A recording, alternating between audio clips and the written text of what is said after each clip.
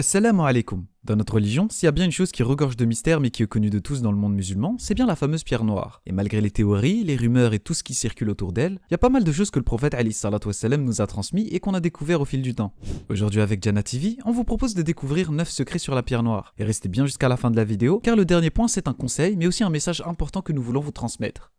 En numéro 1, la pierre noire est d'origine extraterrestre. Alors ça peut paraître insensé dit comme ça, pourtant la pierre noire est bel et bien d'origine extraterrestre. Plusieurs études portées sur elle démontrent que cette pierre ne vient pas de notre planète, et plusieurs chercheurs lui attribuent une origine météoritique. Et que ce soit le cas ou non, les musulmans croient en effet que cette pierre vient du paradis, et ceci est la transition parfaite pour passer à notre prochain point, la pierre noire était à la base blanche.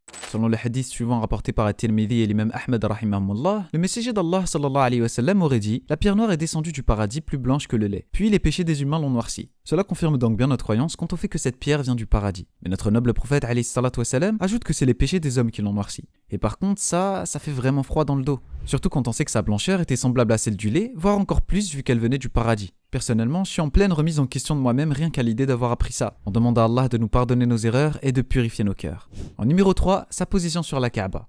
Même dans sa simplicité, la Kaaba est un véritable bijou d'architecture. Nous vous ferons très certainement une vidéo sur le sujet, mais pour votre culture générale, sachez que la pierre noire se situe sur l'angle sud-est de la Kaaba, tout près de la porte est. Une porte qui ne s'ouvre que 3 fois par an pour permettre de laver le plancher grâce à de l'eau puisée directement de la source de Zemzem. Numéro 4, le tawaf et la pierre noire. Si vous avez pour projet de faire un hajj ou une umrah à la Mecque, alors voici un petit détail qui ne doit pas vous échapper. Lorsqu'on fait le tawaf, donc à savoir le rite islamique consistant à faire 7 fois le tour de la Kaaba, 7 fois dans le sens inverse des aiguilles d'une montre, on commence à partir de la pierre noire, donc par l'angle sud-est de la Kaaba. Numéro 5, pierre noire et jahiliya.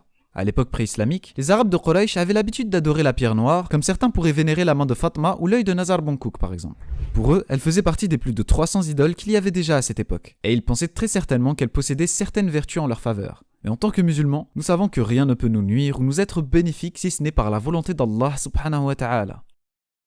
Numéro 6, le vol de la pierre noire. Et oui, vous m'avez bel et bien entendu. La pierre noire a déjà été volée à une époque par une secte islamique du nom de Qarmat. Au 3e siècle de l'Hégire, les adeptes de la secte l'emmenèrent chez eux dans la région de Hajar, près de Bahreïn, par pure jalousie, car ils voyaient que les gens du monde entier allaient à la Mecque plutôt que de passer par chez eux. Numéro 7, embrasser la pierre noire. Voilà une sunna que tout le monde connaît, mais dont peu connaissent la véritable récompense derrière. Il fait bel et bien partie de la sunna d'embrasser la pierre noire, comme le rapporte le second calife, Omar radiyallahu anhu. Un jour, il passa devant la pierre noire, puis l'embrassa devant une foule de gens, avant de déclarer à cette dernière « Je sais que tu es une pierre, et que tu ne peux ni apporter profit, ni porter préjudice. Si je n'avais pas vu le messager d'Allah sallallahu alayhi wa sallam t'embrasser, je ne t'aurais pas embrassé. » Et sa récompense se trouve dans notre 8e point, son témoignage le jour du jugement dernier.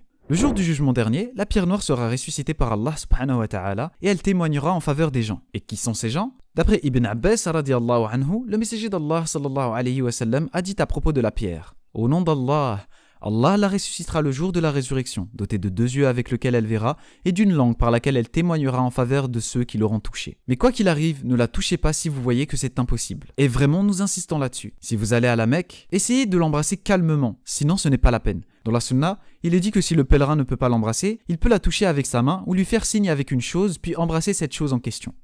Et nous arrivons donc à notre 9e point que vous devez absolument savoir. Les gens se battent pour l'atteindre.